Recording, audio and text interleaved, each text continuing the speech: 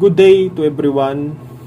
I am Kim Emmanuel Tenoria from BSCS, Base Environmental Science, third year student. So today I'm going to present to you guys my proposal in co-management entitled Mangrove Ecosystem in Barangay Eastern Poblacion in the Municipality of Baras, Catanduanes. So, introduction. Mangrove forests mangrove are trees and shrubs grow in terrestrial zone or brackish water of tropical and subtropical coastal area. So, ang mangroves po ay kayang mabuhay regularly sa maalat, fresh water, and sa river flows water. Ayun po mga example niyan. So, para most of the mangroves po ay makikita natin sa salty water. Kaunti lang po sa fresh water. So, mangrove forests are classified as part of forests and forest lands and thus are included in forest land use plants. Mangroves lives in water up to 100 times saltier than most other plants can tolerate. Ang mangroves po ay kayang mabuhay up to 100 times saltier. May mga plants din po na kaya po makasurvive o mamuhay sa tubig dagat. Pero po ang mangroves ay kaya po nitong i-tolerate ang 100 times saltier. Mangroves are known to protect the shorelines from damaging storms and tsunami. Ang mangroves po ay para sa akin ay double purpose po ito. Hindi lang po nami-maintain ito ang quality ng ating quality of the water making, including po sa pag-trap ng mga pollutants, nagsisilbi rin po itong barrier from the may maroon po tayong mga unexpected na mga storms, tsunamis. Nakakatulong din po ito para maprotekta ng ating mga shorelines, which is the coastal area.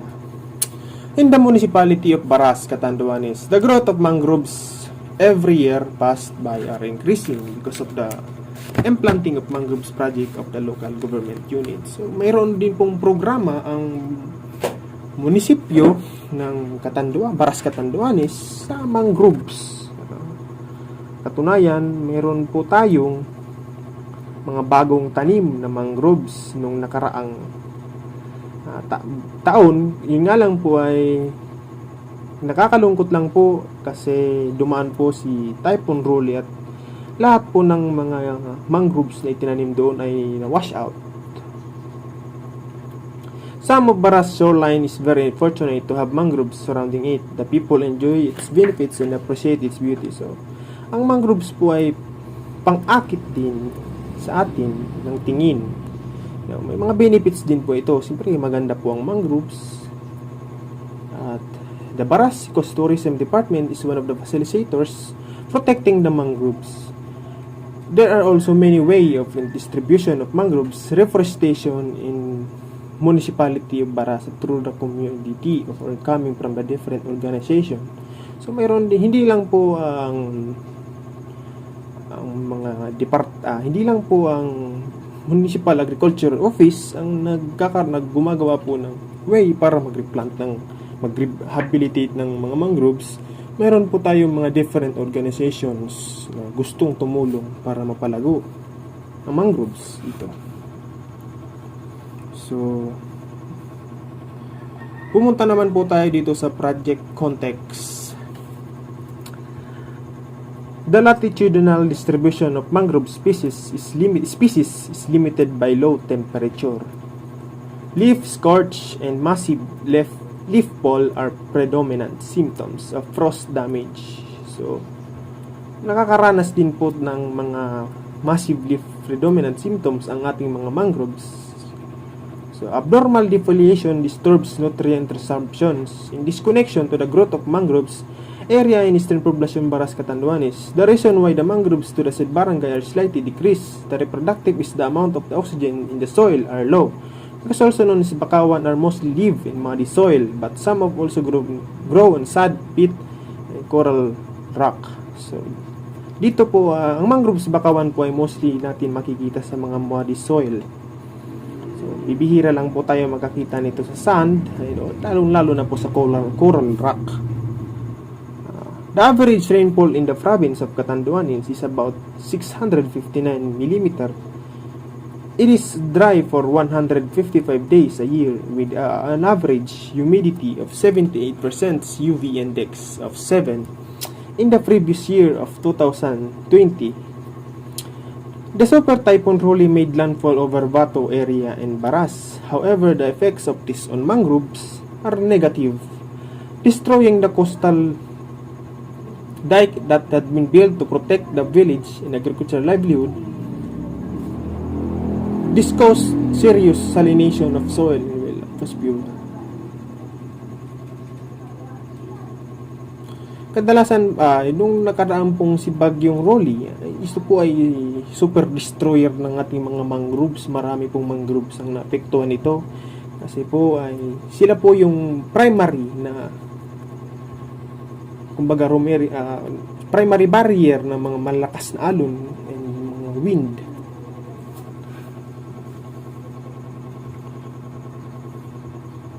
So after the Typhoon Rolly, the local government officials and aid agencies are observed the huge impact of typhoon on the mangrove trees in the area. After a few months, the local government officials has replanted mangroves to replace the mangroves that totally destroyed by the typhoon. So after naman po ng Typhoon Rolly ay nagkaroon din po ng programa ang ating putihing mayor na municipality ng Baras na magkaroon po ng mangrove planting agad-agad. The project developed by Municipal Agricultural Office, the Mangroves Restoration Program and Protection of the Mangroves Ecosystem and Livelihoods. The project aims to rebuild the population growth of the mangroves and also to reserve as the security to the barangay during the storm waves and typhoon. Since alam naman po natin na probinsya po ng Catanduanes ay land of the typhoon. Prone po tayo sa mga typhoons. Alam naman po natin yan simula nung una. So, dumako naman po tayo dito sa project allowance. In addition to support the project of the management of mangroves, it will need enough budget. Siyempre, kailangan po ng budget to support the project and to continue to expand the activities. With this allowance, it has huge help to do more mangroves activities such as replanting and restoration of the field, gave more livelihood programs to the fishermen. So, mayroon din pong mga programa tayo kapag nagkaroon po ng malawak na activity, replanting, reforestation, gaya po nito, ay nagbibigay din po itong livelihood programs sa ating mga fishermen. The other potential livelihood sources that may be developed in the future include ecotourism and bird watching. The mangrove forests will also protect the livelihoods by massive flooding, storm surge, tsunami, and maintaining the clarity of the quality of the water, and also mangrove is a big help to the surroundings from typhoon. Stakeholder involvement. To the community of the barangay Eastern Poblacion, together with the barangay officials and the local government officials, are one in terms of management and protection to mangrove ecosystem. So, magkakaroon po tayo ng stakeholder involvement because kailangan po talaga ng coordinations with the two local government and barangay officials na magkaroon po ng restoration and maintaining the mangroves protection by coordination and participation in every activity held by the Municipal Agriculture Office. Adaptation strategies. Improve awareness and capacity. Improve quality and quantity of the mangroves. The objective of this study was to improve the awareness of the people in the community to have an idea on how to care our mangroves. Number 1, planting of mangroves. So, to improve the capacity of mangrove forest in the barangay official mangrove, so ang mga barangay official po ay magkakaroon din po ng strategic plans on how they increase the capacity of mangroves. Hindi lang po ay para po ito because of the climate change is deteriorating to mangroves. Some of the mangroves, especially to the old mangroves, are dying. So due to the climate change, nagkakaroon po tayo ng mga major problems, especially doon po sa mga old mangroves na mamamatay na. To deal with these conservations, it must need a proper plan and strategic designs on executing the project awareness. So lahat naman po ng mga project ay magkakaroon po tayo ng proper plan and strategic design. Number 2, participation and proper knowledge on mangroves conservation. So it is one of the major problem in the community because some of the people lacking of participation and proper knowledge on mangroves protection. So to deal with this problem, first, the barangay official need to hold a seminar. So, magkakaroon po ng kunting seminar para po sa kadagdagang kaalaman sa community kung paano po poprotektahan at magkaroon po ng proper knowledge sa pag-conserve ng ating mga mangroves like having taken care plantation by cleaning. So, mga simpleng gawain po nito ay tutulungan po natin conserve ang ating mangroves area dyan sa mga each municipality. So, mangrove care. Alam naman po natin na mas importante po talaga ang mangrove care. So, under the Republic Act number 8550 refers to annual catching of small fish are limits. So, bakit po ito? Limits. So, this is a law is very important because it helps fish and other species on the area perimeter of mangroves to multiply and grow. So, caring mangroves by cleaning, removing plastics and other rubbish from developing plants. Community members who engage in mangrove care and protection receive small allowance from their work care. So sa mga nagkakaroon, sa mga local, sa mga individual naman po na gustong tumulong, mayroon din po tayong pondo dyan na bibigay sa ito. So dito tayo sa conclusion and lesson learned. Let's come to the results of observation of this study. Ito po ay base sa pag-obserba ko doon sa actual observation ko doon sa field, sa mangroves. So base po dito sa observation ko ay nag-observe po ako by individual mangroves. So mayroon po tayong 1 to 7 individual mangroves observation. So ano po ang na-observe ko dito ay ang living species based on observation. Number 1, mangroves are snail, bird, lizards.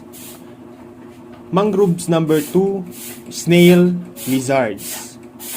Mangroves number 3, crabs, snail, shrimps. Mangroves number 4, snail, crabs, shrimps. Mangroves number 5, snail, crabs, lizards, and so on. 6 to 7, halos magkakaparehas lang naman po sila. Dumako naman po tayo sa conclusion and lesson learned ng studying ito. So, mangroves management. Mangroves forests are very important in marine ecosystems. It plays a significant role, especially in providing habitat to the species. Kagaya nga po ng sinabi ko kanina, ang mangroves forest po ay nagbibigay ng mga habitat sa ating mga species, sa mga species kung saan ay sila po dito ay naninirahan at kung maganda po ang quality ng mangroves, nagmo-multiply po sila dito, dumarami. Mangrove serves as roosting and nesting sites for many of our birds, and it is also assist in protecting water quality and clarity by filtering runoff and trapping sediments and debris from adjacent uplands. When we increase the growth of mangroves, we can also improve the tourism, in addition to fishing in the main purpose of the fishermen. Human activities and the natural disaster that interferes the mangroves forest environment in Barangay Eastern Poblacion. So, human activities natural disaster po. Kag mayroon mga typhoon, yun po yung mga nakakaapekto sa mangroves environment forest sa aming barangay dito sa Eastern Poblacion. We have learned all about how to protect our marine ecosystem by doing simple things. Therefore, it is important to us to do more planting mangroves for better equalization of both human and marine ecosystem. Mahalaga pa rin po na magkaroon tayo ng patuloy na pagtanim ng mga mangroves and rehabilitation program para po magkaroon po ng equal bang tawag dito, equal na kumbaga equal results po tawag doon. Both po manginginabang dito. Mangroves rehabilitation is important with the proper guidance of the local and government officials which is in charge in this activity, and also with the proper funding into agencies and research institutions can also help to fasten the program. Pumunta naman po tayo dito sa sustainability. Pasensya na po kasi sinisipon po ako. Sustainability po ay isa rin po itong importante sapagkat dito po nasusukat at nakikita ang results ng project, ng isang project, proposal, kung mayroon po tayong sustainability tinatawag. Given the mangrove forest play a vital role in the marine ecosystem, with regard to the government policy regard to the importance of mangrove forests to our community, the good practices of implementing and sustaining the growth of mangroves forest in every specific area is a must. With the help of the local government officials due to project allowances, budget allocations to support the continuation of mangroves management board in every municipality. So, sa tulong po ng ating mga local government officials na in charge po sa ganitong programa, patuloy pong magkakaroon ng improvement sa mga mangroves area dito sa probinsya ng Catanduanes, especially doon sa mga talagang kumbaga mayroon na po talagang mangroves na nakatanim at doon na po lumaki hanggang sa ngayon po ay nagiging tourist spot na po ito. And with this project, this will also benefit the people in the community or gives more livelihood programs to our fishermen. Pumunta naman po tayo dito sa participatory planning and implementation sa last part ng aking presentation. Dito po sa participatory planning and implementations, sabi dito, mangrove forest plays a vital role in marine ecosystems. A proper planning and implementations of our rules and regulation is very important in every place. Siyempre, kailangan po ng magandang implementation and planning para po magkaroon ng sustainability, logistic plans na rin po para sa ating mga organization na namamahala dito. The logistics and replanting of mangroves near from the coastal area have a beneficial effect on the community during typhoon and other weather disturbance. This includes a formal approach and legal ways for formal negotiation and allocation of funds that will improve the sustainability of the community. Ngayon po ay tapos na ang aking presentation. Mabalos po sa mga nag-inyog. Pasensya na po sa kuyang boses. Ako po ay tigkalintura. May pigasi pong pangani. Mabalos po. Dito na po yung references. Dito po kumuha ng mga informations base sa mga sinabi ng mga authors. Parte rin po ito ng ating research para hindi po tayo ma-plagiarize. Salamat and God bless.